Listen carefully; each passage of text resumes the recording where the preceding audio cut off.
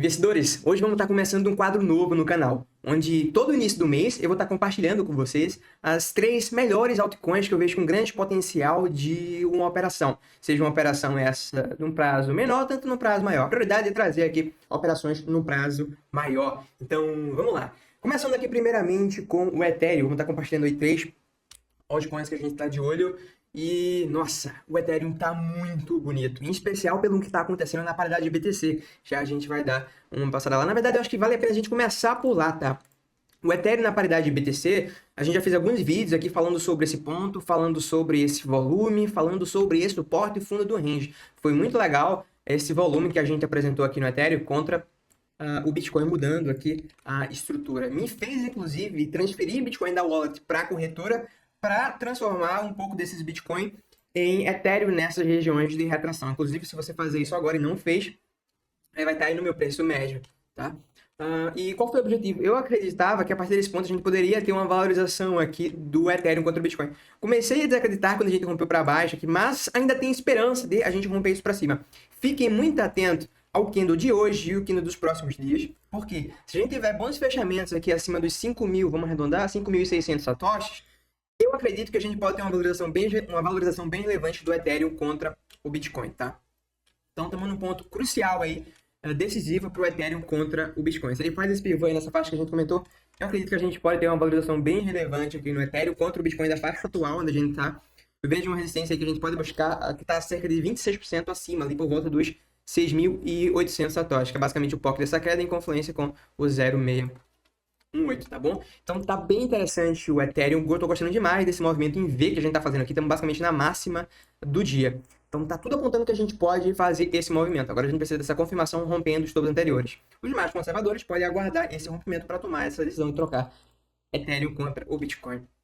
Mas eu até comentei com vocês que essa troca que eu tava fazendo aqui, eu não iria estopar se a gente perdesse fundo, porque realmente eu vejo já o Ethereum a bons preços contra o Bitcoin, tá bom?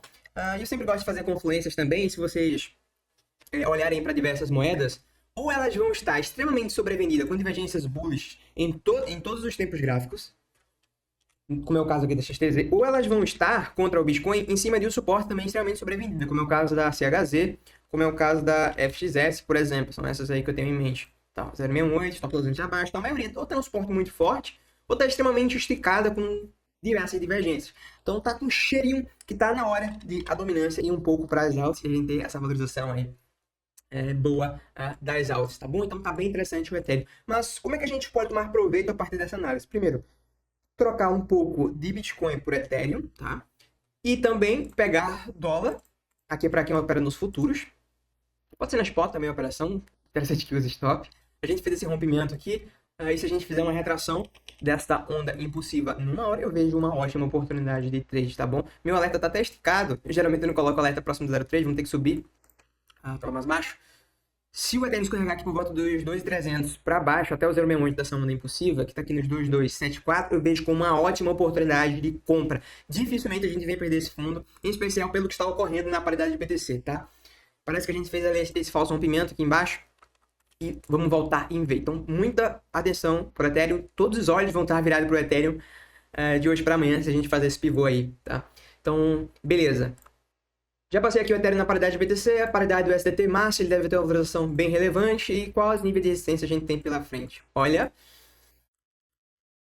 temos uma resistência aqui na faixa dos 2.500, nível de resistência horizontal. Por que 2.500? Porque 2.500 foi o nível que a gente respeitou aqui anteriormente, como resistência, como suporte.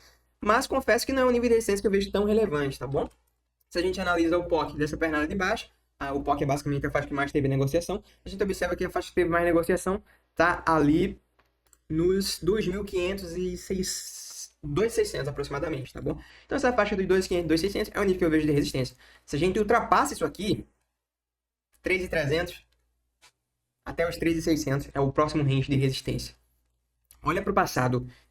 Todo esse nível aqui, a partir dos 2.600 para cima, quando a gente navegou dentro dessa região, a gente passou muito rápido, tanto subindo quanto caindo, sem muito... Então é um nível que temos um gap no VPVR, é um nível sem resistência ao longo do caminho, tá bom? Então se a gente continua demonstrando força e ultrapassa aqui no prazo maior, falta muito, né, ali de 2.600, pô, a gente pode ir bem longe.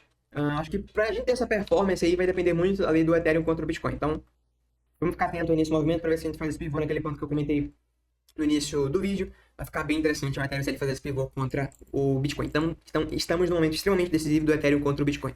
Altcoin número 2, que eu acredito que tá até próximo na faixa, tá? De onde eu comprei. Inclusive, eu trouxe uma análise para vocês já da Ape. Ela escorregou 2 vezes na buy zone que a gente mencionou, né? Foi esse vídeo aqui. E eu acredito que ela tem um grande potencial de romper isso para cima. O sentimento agora, eu não vou abrir aqui para não ficar muito grande o vídeo, já que a gente tá falando de 3 altcoins, mas eu já dei uma passada, tá bem neutro, não diz muita coisa. Porém, eu vejo ela aqui bem interessante, tá? Eu não vou querer ir muito a fundo, porque a gente já fez essa análise, mas para dar uma recapitulada aí pra galera que tá assistindo agora pela primeira vez a análise da Ape, vamos dar uma passada aqui uma passada rápida, fechou? Então, o que é que me chama a atenção aqui na Ape? Primeiro, um dos pontos que eu mais chamo a atenção aqui para vocês, o volume. Putz, troquei o gráfico sem querer. Ape. Então, na Ape, estou aqui no 3 dias. Se a gente traça uma linha horizontal, eu gosto de fazer isso para fazer uma comparação dos volumes com o passado, a gente observa que a gente deixou enormes volumes abaixo. Isso é muito positivo. Qual foi a última vez que a gente teve tantos volumes abaixo? Volumes, inclusive, mostra pra gente aqui a partir do momento que a gente inverteu, ali rompendo os 1,25, um volume de início de tendência. Putz, faz muito tempo que a gente teve um volume tão grande. Da última vez que teve um relevante foi aqui, mas foi um volume de topo mal posicionado. Então tá bem interessante esses volumes aqui. Esse foi um dos motivos que me fez olhar para o long na Ape. Inclusive, se você tá no long da Ape, que fez a entrada a partir daquele vídeo que eu compartilhei, deixa aí nos comentários, tá? Pra gente ter uma ideia. Então, isso foi um dos motivos que nos fez ficar bullish, fora as armadilhas que ela apresentou aqui, né? Perdendo todos os fundos. E se a gente olha aqui numa perspectiva de Elliott, a gente vê uma possível onda 1, 2, 3, 4 e agora uma possível onda 5, que a gente muda a estrutura com os volumes que a gente já comentou. Então tá bem interessante. Eu acredito aqui que para ela, como ela não tem muito histórico, ainda é bem duvidoso, mas eu acredito que no mínimo a gente vai fazer uma retração dessa pernada aqui completa, tá bom? Então tá bem interessante aí a Ape. Nível de resistência que a gente tá de olho, a primeira ali é por volta dos $2. Né? Analisando aqui, a faixa que foi a faixa que mais teve negociação e toda essa pernada de baixo, a gente vê altos volumes também lá na região, então é um nível que a gente pode ter dificuldade para ultrapassar, é um nível que eu estou de olho para buscar alvo, tá bom? E chegando aqui mais próximo, agora no tempo gráfico de 4 horas, todo esse movimento aqui parece uma onda 1, pois a gente parece que formou aqui uma onda 2 complexa, e estamos diante aqui de uma onda 3. Então, me parece aqui onda 1, 2, 1, 2, 1, 2, e estamos para desenvolver aqui onda 3. Então tá bem legal isso aqui na Ape. Eu vejo ela fortemente um potencial de vir buscar os $2. Estarei errado se a gente perder aqui o nível dos 1,26, 1,31, tá? Esta região. Então tá bem interessante. Para quem tá de fora, o que é que dá para fazer agora, tá?